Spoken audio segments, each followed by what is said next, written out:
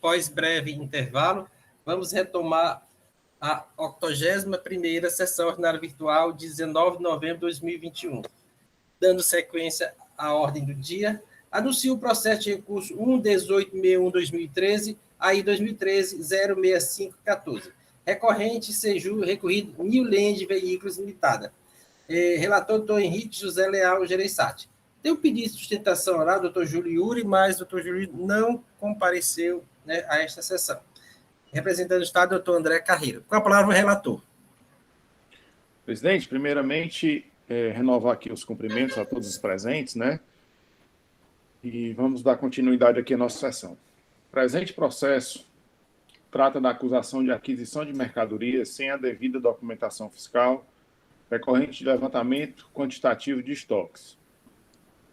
Segundo o relato do auto de infração, após análise dos arquivos eletrônicos enviados pelo contribuinte à Secretaria da Fazenda, contendo as operações de entradas e saídas de mercadorias, bem como os estoques iniciais e finais no exercício de 2008, constatou-se uma omissão de entrada de mercadorias sujeita à substituição tributária no montante de R$ 65.882,87, conforme relatório do Programa Análise Fiscal em anexo, tendo o autuado infringido o artigo 139 do Decreto 24569, de 97, com penalidade prevista no artigo 123.3a da Lei 12.670, de 96, alterado pela Lei 13.418, de 2003, resultando na cobrança de CMS no valor de R$ 11.200,08 e multa no valor de R$ 19.764,86. A cobrança do ICMS, nesse caso, senhores, se justifica porque a saída é não tributada, né, em face do produto ser sujeito à substituição tributada pelas entradas, né, por isso que foi cobrado o ICMS. Em sua impugnação, a defesa preliminarmente suscita a nulidade do lançamento tributário por entender prejudicado seu direito à ampla defesa. Afirma que, tão logo foi informada das inconsistências encontradas nos arquivos magnéticos, tratou imediatamente de verificar sua base de dados e a geração do arquivo inicial, onde constatou a real existência de inconsistências em sua formação, mas que prontamente tratou de saná-los, gerando novo arquivo que foi enviado à autoridade fiscal. Todavia, mesmo sabedor dessas inconsistências, o novo arquivo não fora considerado pela autoridade. Requer, caso não seja acatada a nulidade suscitada, e com base no princípio da verdade material, a realização de perícia para comprovar a não ocorrência da infração imputada no lançamento ora impugnado. Anexa cópias de notas fiscais e de relatórios de quantitativo de estoque. O julgador de primeira instância encaminha o processo à perícia, tendo o laudo pericial apresentado a seguinte informação. E aqui eu peço permissão para reproduzir aqui exatamente o que foi a conclusão do laudo pericial, né? Ele conclui dessa forma. Analisamos a documentação apensada aos autos pelo contribuinte e verificamos que este não apontou em sua defesa pontos específicos para retificação por parte da perícia. Apenas solicitou a análise pericial, anexando cópias de notas fiscais à defesa. De posse da documentação apostada pelo contribuinte, procedemos à análise do auto de infração e verificamos que o levantamento foi realizado no software Análise Fiscal. No entanto, não foram anexados no processo os relatórios de entradas e saídas que deram origem ao auto, apenas o relatório totalizador. Consultamos, então, o banco de dados onde são armazenadas as mídias dos levantamentos realizados pelos fiscais referente aos autos de infração que ingressam no CONAT. E averiguamos que não consta nenhum arquivo, planilha ou relatório concernente ao auto de infração sob análise. Verificamos ainda que não se encontra no auto de infração nenhum termo de desmembramento de mídia. Portanto, essa célula de perícia fica impossibilitada de realizar a perícia solicitada, pois, como o fiscal autuante não disponibilizou ao CONAT os relatórios que deram origem ao auto de infração, não é possível fazer o cotejamento entre os documentos fiscais apresentados pelo contribuinte e os lançamentos realizados pelo fiscal, no sentido de averiguar a correção dos mesmos. O impugnante se manifesta sobre o laudo pericial, destacando que a perícia não apreciou os argumentos apresentados na impugnação e ratifica os argumentos trazidos na defesa quanto à não existência da infração imputada, requerendo a improcedência do lançamento tributário. O julgador singular decide pela nulidade do lançamento tributário por entender que as provas acostadas aos autos são insuficientes para manter a acusação.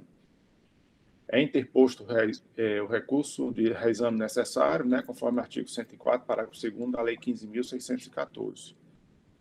A Assessoria Processual Tributária emite parecer 2013-2021, opinando pelo conhecimento do reexame necessário para negar de provimento e confirmar a decisão de nulidade proferida em primeira instância. É esse o breve relato, senhores. Obrigado, doutor Henrique. Com a palavra, doutor André Carreiro. Obrigado, senhor presidente. Renovo os cumprimentos a todos. Como muito bem relatado, aqui trata-se apenas de um reexame necessário, não há recurso do contribuinte, da decisão do julgador de primeira instância, que julgou nulo o auto de infração, em razão de os relatórios de entradas e saídas que embasaram a elaboração do relatório totalizador.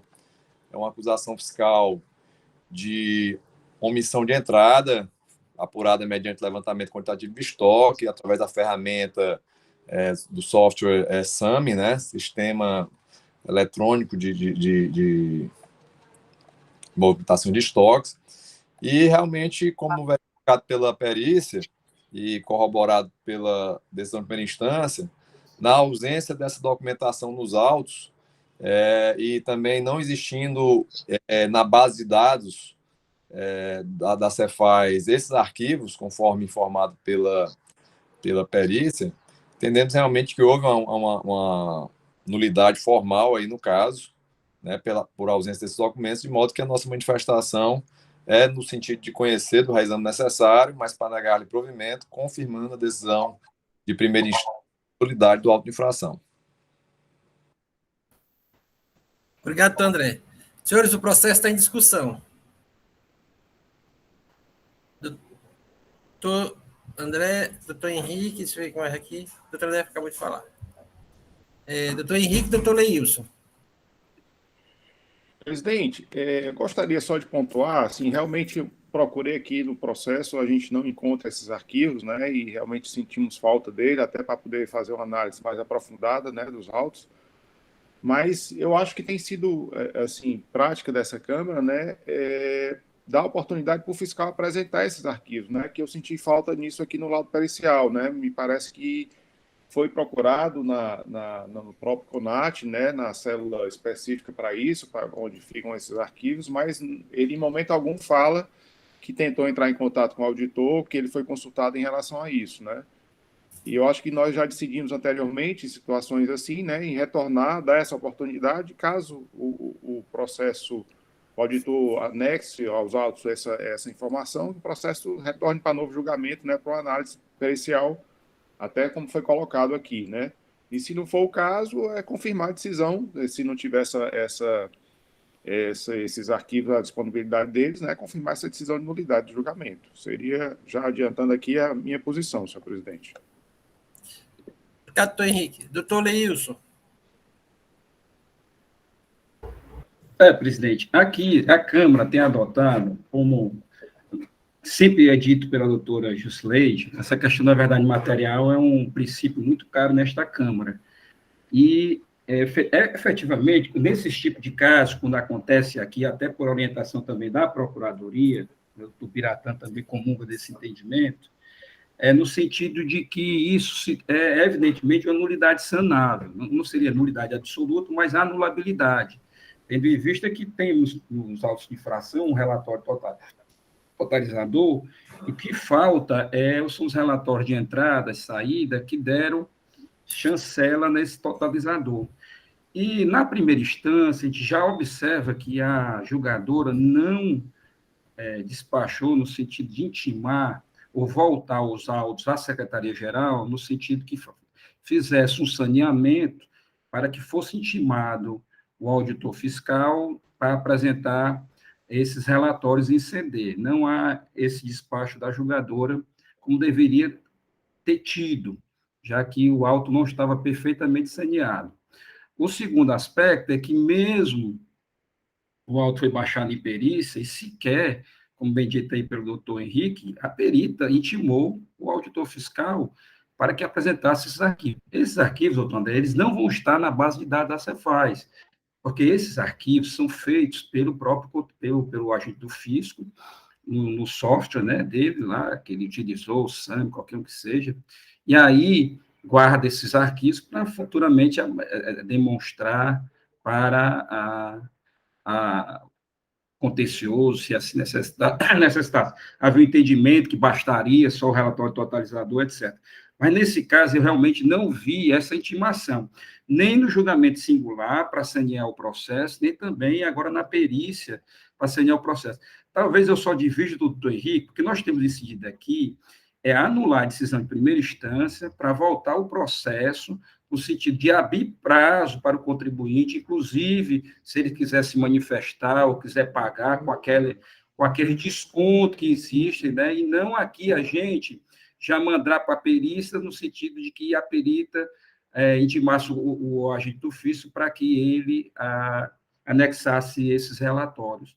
Então, presidente, é nesse sentido, eu só vou, assim, não sei se o doutor Henrique também pensa no sentido, eu entendo que, no caso aí, seria um caso de anular a decisão de primeira instância para que o contribuinte fosse, para que o fiscal fosse intimado, apresentar esse relatório e o contribuinte se manifestar. Em não apresentando o fiscal, não é nem caso de nulidade, é de procedência mesmo, porque ele não trouxe aos autos, nenhum documento de comprovação daquela infração praticada pelo contribuinte.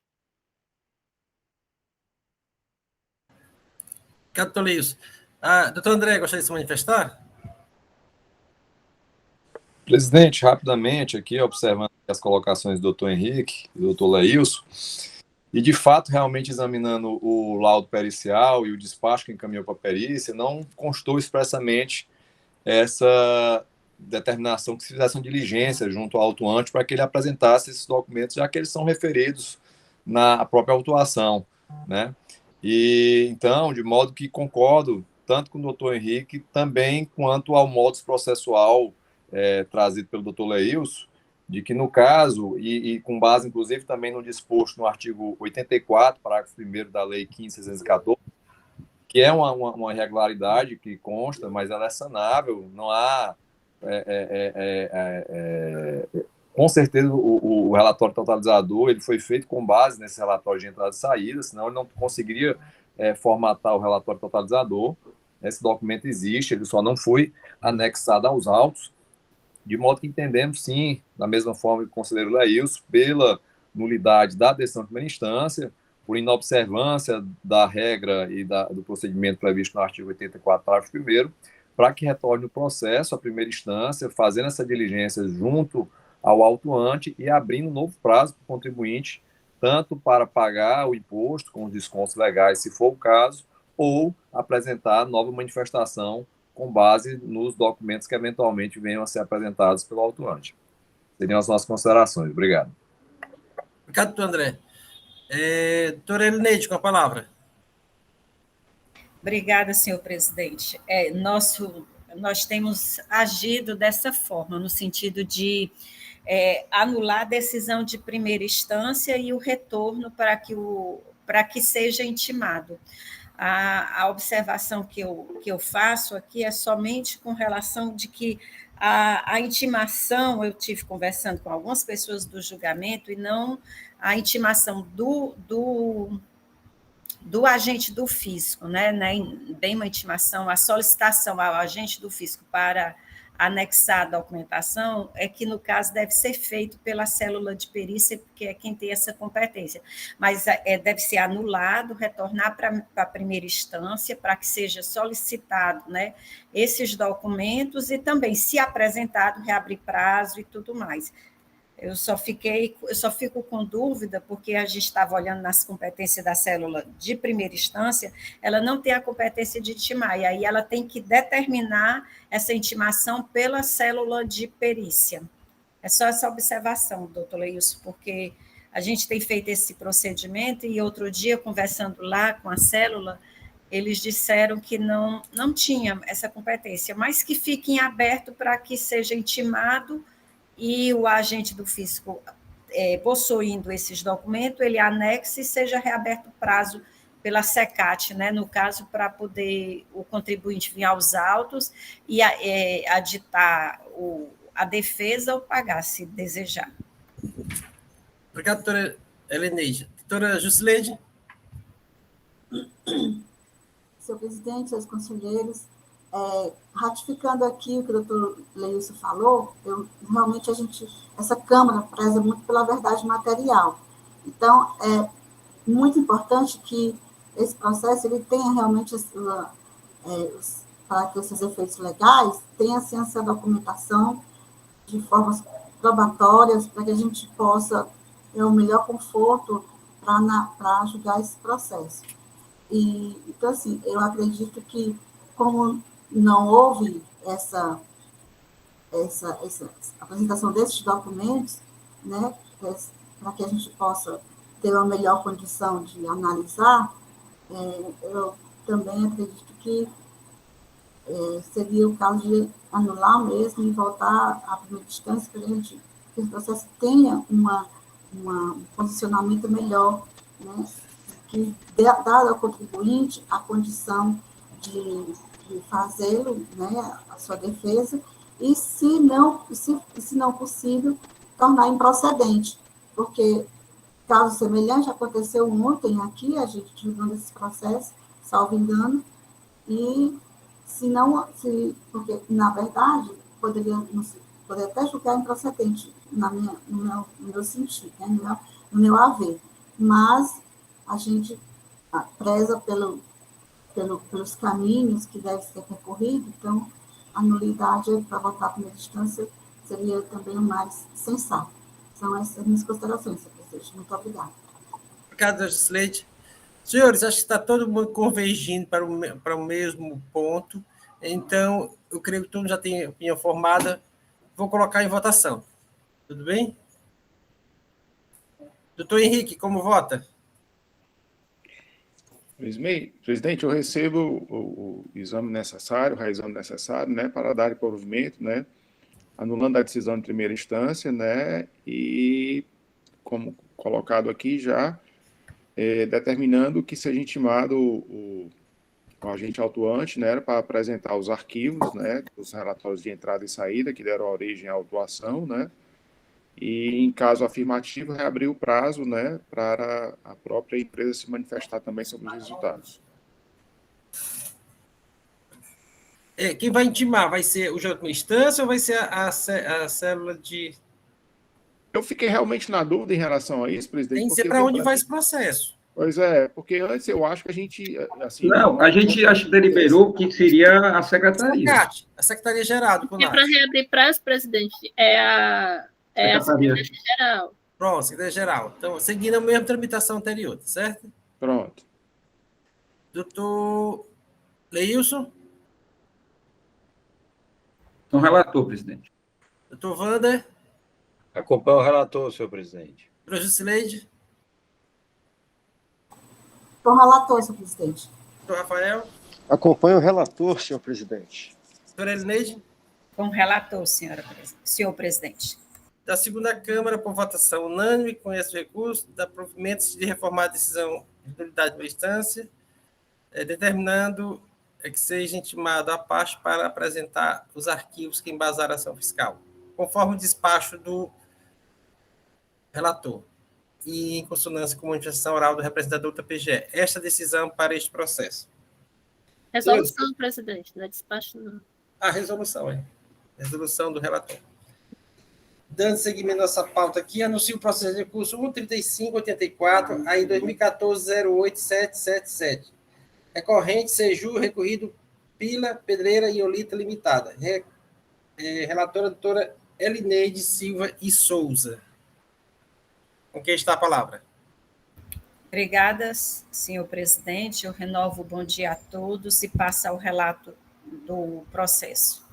Esse processo ele tem como acusação a falta de escrituração de documentos fiscais eletrônicos no período de abril a setembro de 2013 e abril de 2014. O agente do fisco aponta como infringido o artigo 18 da Lei 2.670 de 1996 e o artigo 269 do Decreto 24.569/97, aplica a penalidade prevista no artigo 126 da Lei 2.670/96, alterado pela 13.418, ou seja, multa de 10%, porque as operações são sujeitas à substituição tributária. Na informação complementar ao auto, o agente do fisco esclarece que a empresa deixou de escriturar os documentos fiscais, no caso, notas fiscais e conhecimento de transporte no seu SPED, no montante de R$ 495.577,92 de operações sob o regime de substituição tributária. Constam no processo o mandado de ação fiscal, o termo de início, termo de intimação, toda a documentação que embasou a autuação, contendo inclusive planilhas impressas e CD com as notas fiscais objeto da autuação. O contribuinte apresenta a sua defesa tempestiva e argue que o valor correto da autuação ele reconhece somente de R$ 4.000, referente à nota 5174, que foi a única que não foi escriturada, e que a empresa concorda em efetuar o pagamento e apresenta um DAI referente a essa nota. Que as notas fiscais de números 5545 e 2070 foram escrituradas conforme comprovante em anexo, e que as notas fiscais 38.409 e 38.350 são notas fiscais de devolução não passíveis do pagamento do tributo.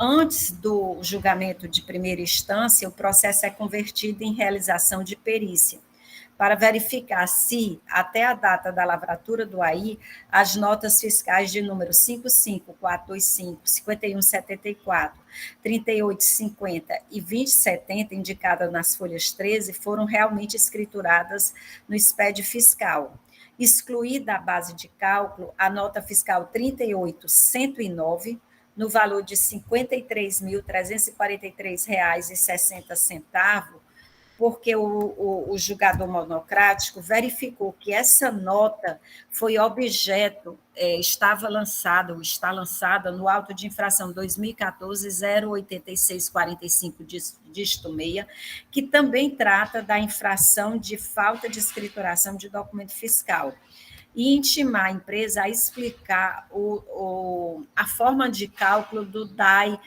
que foi efetuado o pagamento referente à nota de R$ 40.000.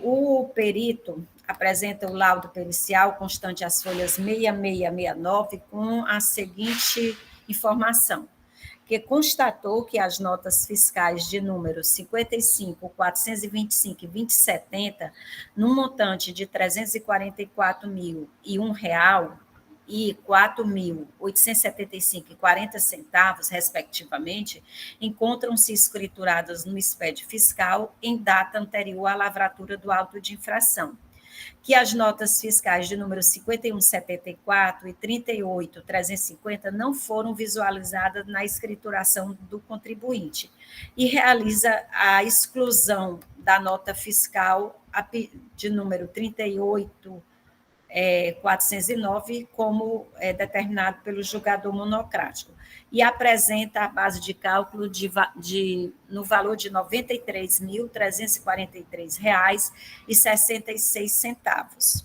E informa que intimou a autuada a esclarecer os termos do recolhimento do DAI 2014-05-006-9699, dígito 83.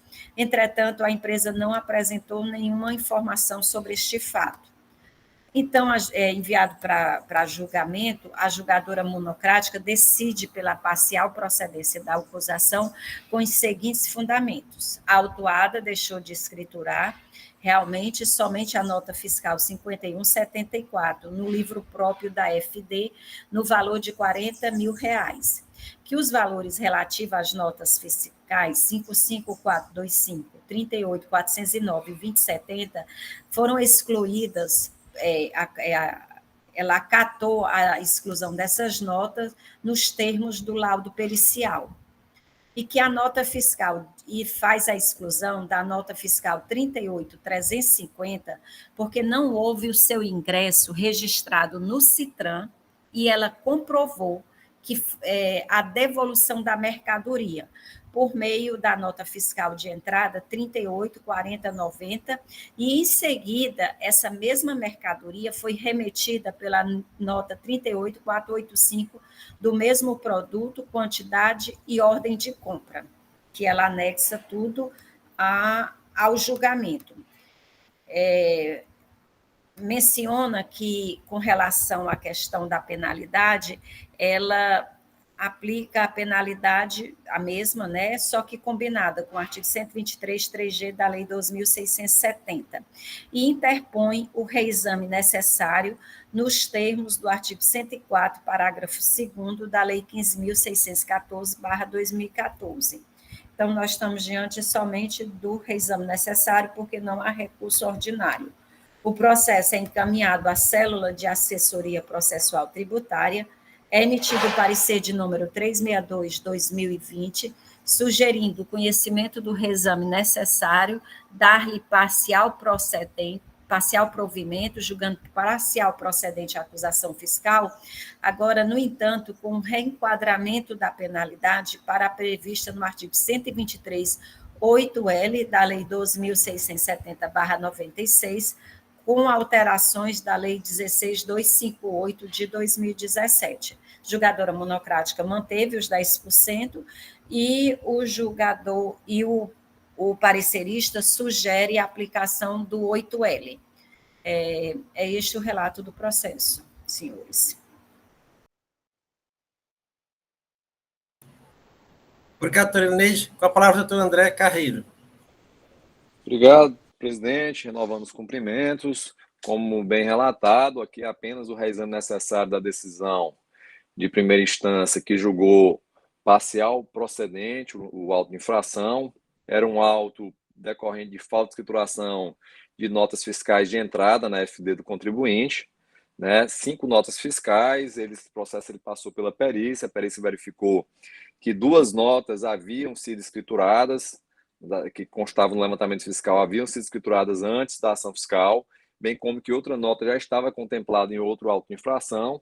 Outro sim, a julgadora também verificou que uma das notas incluídas, a de número 38350, ela não estava, o contribuinte não estava obrigado a escriturá-la, até porque essa mercadoria, essa nota, ela não teve seu ingresso registrado no CITRAN e foi comprovada a devolução dessa mercadoria por outra nota fiscal, né, seguida também de uma nova remessa, fazendo a devida vinculação entre as operações. Então não resta dúvida realmente que ela não era passível de escrituração.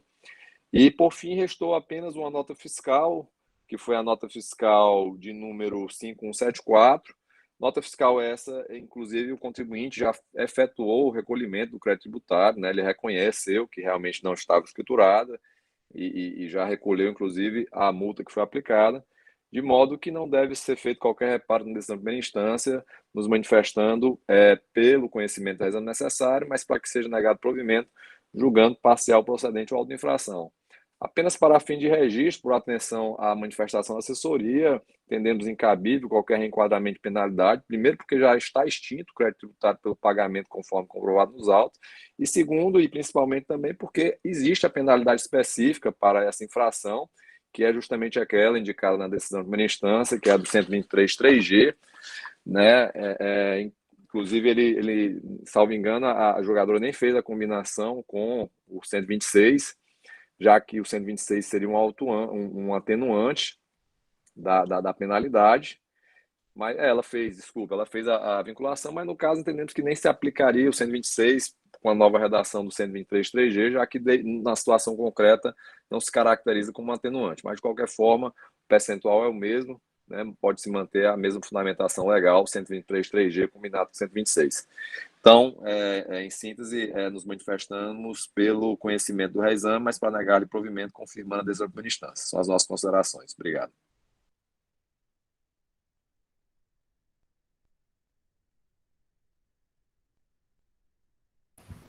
Obrigado, doutor André. Com a palavra, doutora Elineide. Senhores, esse processo ele é relativamente simples, a empresa reconhece uma parte do débito, essa parte foi efetuado um recolhimento, houve essa perícia que constatou algumas escriturações, e a própria julgadora monocrática, no caso aqui a doutora Dalcília, com relação a uma nota que a perícia não alcançou, ela fez essas consultas via CITRAN e conseguiu alcançar que essa nota sequer chegou a entrar no estado do Ceará, tinha sido cancelada por outra nota fiscal, e daí a razão da manutenção somente do valor da nota de R$40 mil, né? 40 mil, acho que é 40 mil. E razão dessa parcial processo. Não, 4 mil. Não, R$4.000 foi o pagamento. Acho que a nota é 40 mil mesmo, R$40 mil. Então, eu entendo também, como o doutor André manifestou, pela manutenção do julgamento de primeira instância, né, aplicando, no caso, o artigo 123, 3G, combinado com 126, que era a legislação aplicável à época do fato gerador. Obrigado, doutora Neide. Senhores, está em debate. Doutora Jusceline? Só para esclarecimento, as notas que constam nos autos, elas estão devidamente escrituradas. É isso, doutora Elineide? Somente uma nota deixou de ser escriturada e o recolhimento foi efetuado antes mesmo de o processo ir para a primeira instância. É isso? É o seguinte, doutora Jusceline, umas notas estavam devidamente escrituradas antes da autuação, uma nota realmente não foi escriturada, e uma terceira situação foi uma nota que não está escriturada porque houve um cancelamento pelo emitente, aquele tipo de cancelamento que ele emite uma nota fiscal de entrada e a mercadoria sequer adentrou ao estado do Ceará, que dão as consultas do julgamento. Então, seria, no meu entendimento, a manutenção da parcial procedência com valor de primeira instância, que foi o próprio valor reconhecido pelo contribuinte quando do pagamento. E aí, na resolução, no caso vencido esse entendimento, seria só consignado que observe o pagamento constante no DAI número tal. E o próprio sistema é quem faz esse acerto de contas. Nesse caso, já que havendo a escrituração das notas, a gente não poderia reenquadrar essa multa, essa penalidade para o 8L? Esse é o meu questionamento, porque seria o mais benéfico para o contribuinte, já que ele reconheceu, efetuou o pagamento tem o DAI, que ele recolheu o imposto, e ele está com as notas, as anteriores, as outras notas estão devidamente escrituradas. Esse é o meu questionamento, senhor. Não, é porque Desculpa. Pronto?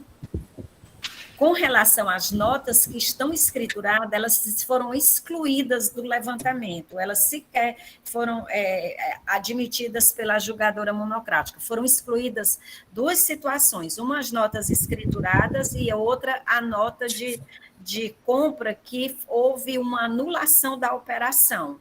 A nota que remanesce, ela realmente entrou no estado do Ceará, ela também não foi escriturada. E aí há esses dois entendimentos, o do parecer pelo 8L, que eu acredito que é o que a senhora se manifesta, e há outros entendimentos que, no caso, o meu entendimento é mesmo com relação a essa nota fiscal, manter a penalidade do 123 3G, combinado com 126, que era a legislação aplicável ao caso à época do fato gerador.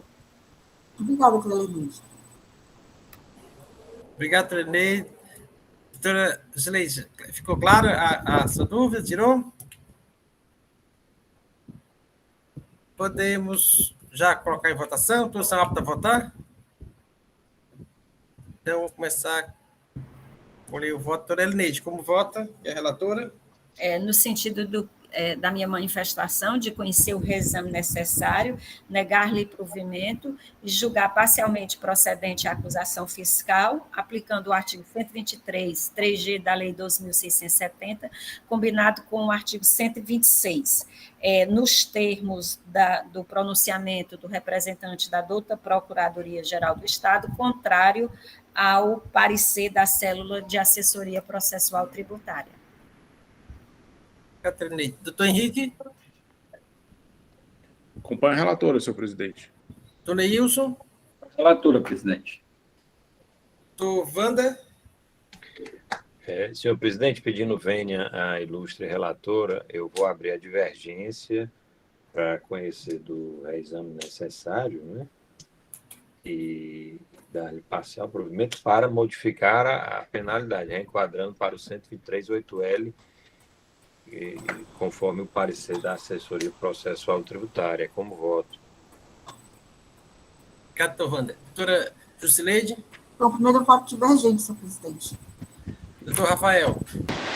Senhor presidente, com o primeiro voto divergente. Colhidos os votos, verificado o empate, todo mundo já conhece o posicionamento deste presidente, é no sentido de que seja mantida a penalidade proposta na autuação, que é a 3G, combinada com 126, no sentido de ser aplicado 10%. Tem supressões são isentas não tributadas. Ou seja, conforme a relatora. Esta decisão para o presente processo. Passando para o último processo do dia, anuncio o processo de recurso 1.3200/2013, aí 2013, 10.110. Recorrente, Seju, recorrido, Ceará, Diesel S.A. Relator, doutor Rafael Pereira de Souza, com quem está a palavra. Senhor presidente, senhores conselheiros, renovo meu bom dia a todos. Doutor procurador, doutora senhora Silvana. O caso aqui é de uma autofração contra a Ceará Diesel, em Juazeiro do Norte, por falta de emissão de documento fiscal em operação ou prestação convertida por nota fiscal, afirmando que o contribuinte promoveu saída de mercadoria no regime de recolhimento normal, desacompanhado das notas fiscais de saídas e omissão de venda. O período da infração é de 1 de 2005 a 12 de 2005, consta mandado de ação fiscal 2013 15377. Esse mandado de ação fiscal ele é auditoria plena, com o objetivo de recuperar crédito tributário lançado no auto de infração julgado nulo pelo contencioso. Então, por isso que o período é 2005, né, e o mandado de ação fiscal é de 2013. Já adianto, a decisão que nulificou o auto de infração anterior foi em 2012. Então, isso é importante para nós. O termo de início de fiscalização 2013, 15646, foi recebido pelo contribuinte em 06/6/2013.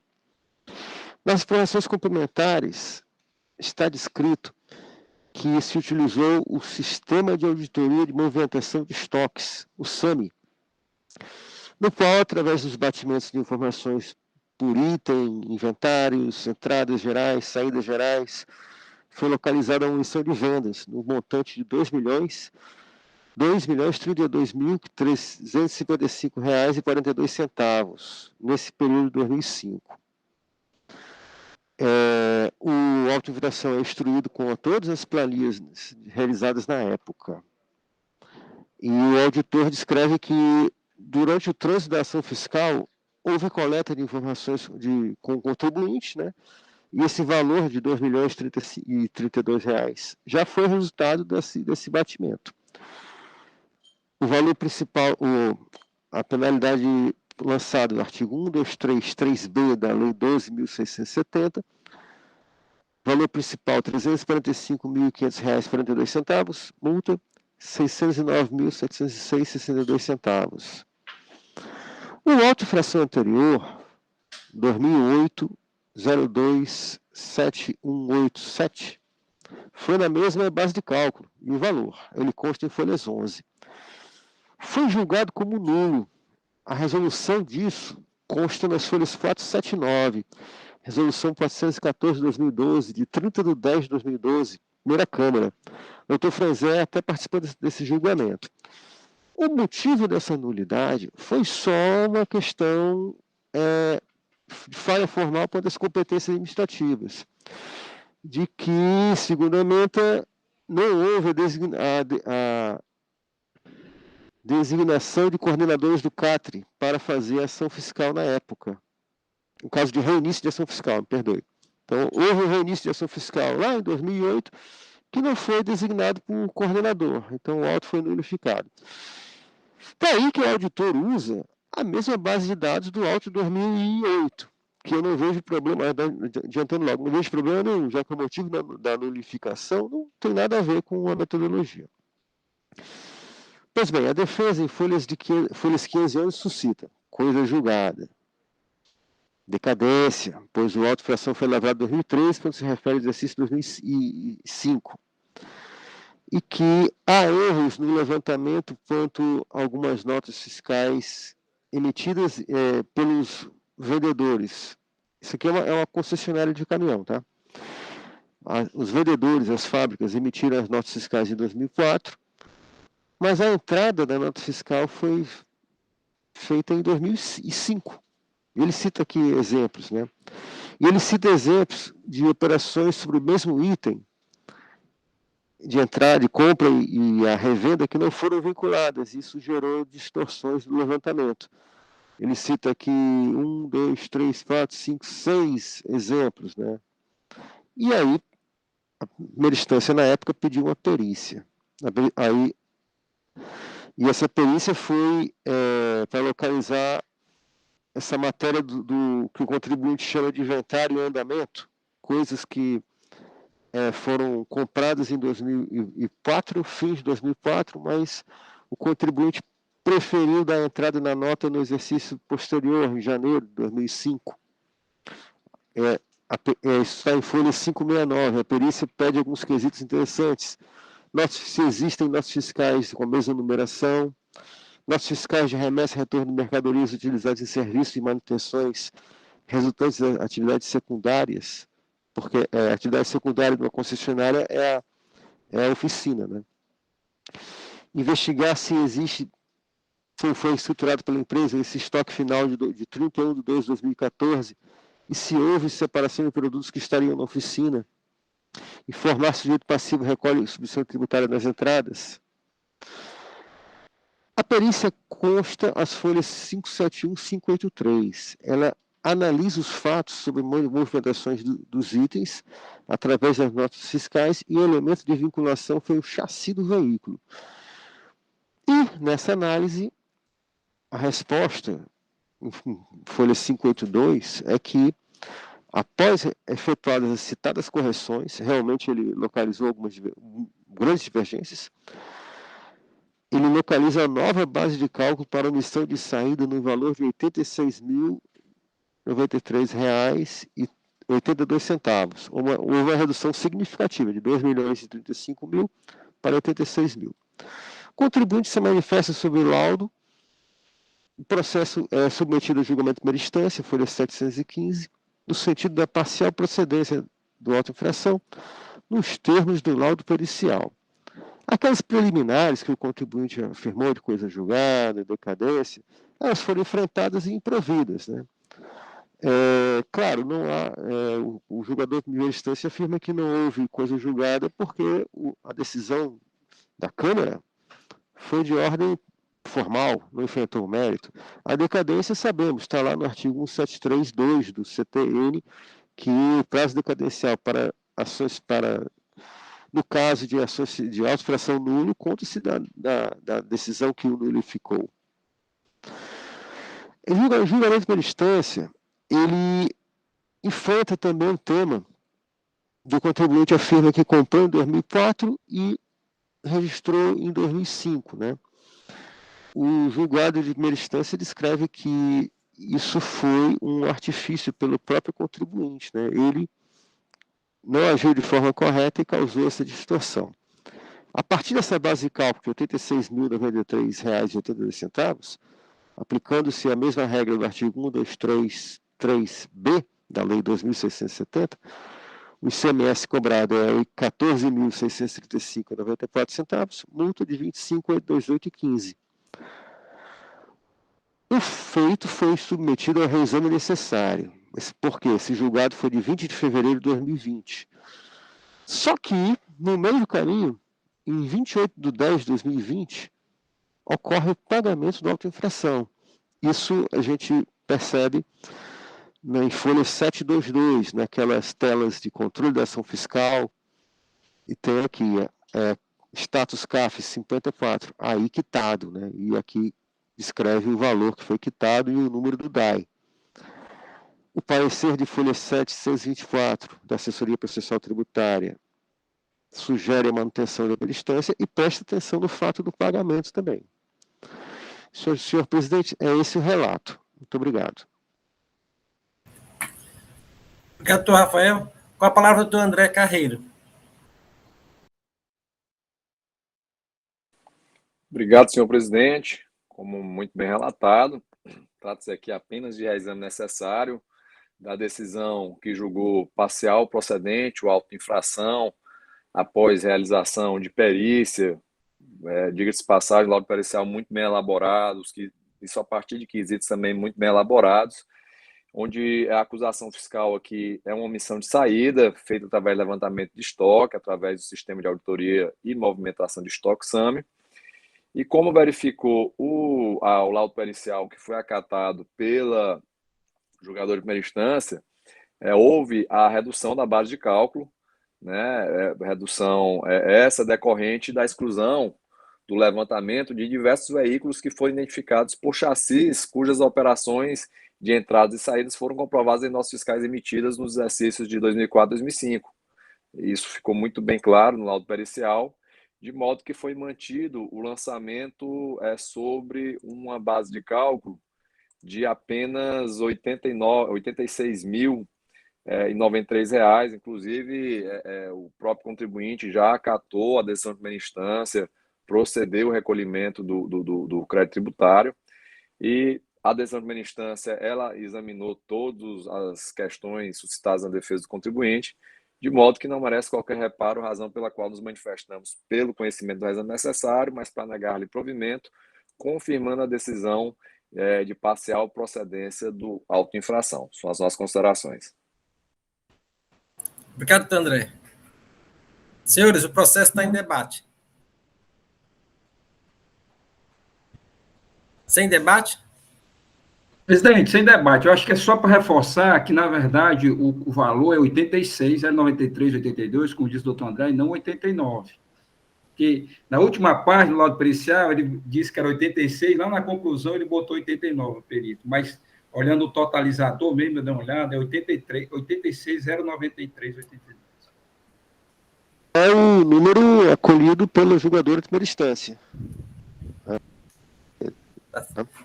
Obrigado, doutor Luiz, pelo esclarecimento. Então, doutor Rafael, como vota? A doutora Jusceide quer se manifestar ainda. Sem áudio, doutora Jusceide. Perdão, senhor presidente. É só com relação ao recolhimento, né, que já foi efetuado, quando na primeira instância ele acatou e fez o recolhimento do imposto, é isso?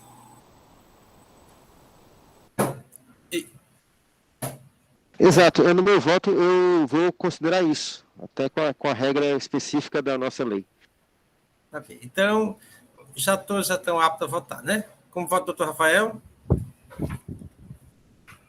Senhores, recebo o reexame necessário para, no mérito, negar-lhe provimento, no sentido de manter a decisão de primeira instância, observando a extinção na forma do artigo 87, 2C da Lei 15.614 de 2014. Só deixar claro, esse artigo 87 tem lá, extingue-se o processo administrativo tributário. O 2 é com julgamento no mérito, essa linha C diz, com extinção do crédito tributário pelo pagamento, quando confirmada em segunda instância a decisão parcialmente condenatória de primeira instância, objeto do reexame necessário. Justamente a nossa hipótese. Então, é com julgamento no mérito nesse caso, senhor presidente. Obrigado, doutor Rafael. Doutora Elineide. Senhor presidente, eu voto pela parcial procedência, de acordo com o julgamento de primeira instância, né? Mas, assim, eu gostaria de fazer só uma ressalva da gente não entrar nessa questão da extinção, porque, às vezes, alguns centavos aí isso vai gerar um problema. Essa Câmara tem se manifestado o entendimento de que reconhece o pagamento, né, coloca uma observação e o sistema se encarregue de fazer esse batimento de contas. Eu posso mudar meu voto com essa colocação da Daí, doutora Elineide, porque Era isso só, é só bom, essa né? observação. Sim, claro, doutor Rafael. Enquanto não concluída a votação, pode haver alteração e algum ajuste que seja necessário. Como é que a gente faz? Seria receba o exame necessário no sentido de negar provimento. Aí, como é que seria, doutora Elineide? Aí seria confirmando, né, a decisão de parcial procedência de primeira instância e observando o pagamento que consta no DAI. A gente não faz esse abatimento para... O próprio sistema faz o abatimento. Às vezes é questão de centavos e aí ele se encarrega de efetuar. Porque senão não dá baixa no sistema, doutor Rafael. Já tivemos problemas sérios com relação a isso, processo... Eu vou colocar no chat aqui como ficou a sugestão de voto a partir da... Receba o exame necessário, no mérito, negar provimento no sentido de manter a decisão de primeira instância, observando o pagamento que consta no DAI citado em folha 722. Perfeito. Pronto. Ok, então é assim que ficou o nosso voto, né? Valeu. Prosseguindo, presidente. Obrigado. A senhora quer se agora ou que pode ser no momento do voto? Não, é só rapidinho, é só para dizer que realmente quando fica algum resíduo de valores no sistema, dá um problema danado para poder a gente conseguir tirar esses valores, né, e fazer a exclusão, e está com processo por questão de centavos. Então, realmente, foi muito pertinente a observação da doutora Elineide. É só isso, senhor presidente. Muito obrigada. Obrigado, doutor Jusileide. Continuando aqui o voto, votou, doutor Henrique. Presidente, acompanha o relator. Doutor Leilson. Com o relator, presidente. Doutor Wander. Doutor Wander. Acompanha o relator, senhor presidente. Doutora Jusileide. Com o relator, senhor presidente. Então, a segunda Câmara, por votação não conhece recurso, nega provimento para confirmar a decisão parcial condenatória de primeira instância. Nos termos de parecer e manifestação da douta PGE. Esta decisão para o presente processo. Senhores, já percorremos toda a nossa pauta de hoje, está encerrado. Eu gostaria de agradecer demais o doutor André, que tomou conhecimento hoje cedo da sessão e está aqui conosco. Muito obrigado, doutor André. Eu sou sempre muito, muito atencioso para esta Câmara. Só temos a agradecer a sua participação, a sua contribuição nos nossos trabalhos. Obrigado, presidente. É sempre uma honra poder participar aqui da Câmara, da segunda Câmara de Julgamento, aprender aqui com todos os conselheiros e espero estar de volta aqui em outra oportunidade. Obrigado. Eu creio que segunda-feira o doutor Matheus já estará conosco, que a sessão da primeira as sessões terminam hoje. Então, segunda, o doutor Matheus deverá estar conosco. Mas okay. A gente vai contactar e vamos tentar avisar com certa antecedência para os demais. Presidente, eu sempre digo que aos procuradores que não se preocupem se nem sequer leram os processos, porque já tem conhecimento, um preparo suficiente para, quando os relatos, já saber qual é o tipo de decisão eles fazem. E isso a gente nota com o doutor André, Mateuzinho, Biratã, com o Rafael. O Biratã ficava preocupado, ainda não li, às vezes mandava mensagem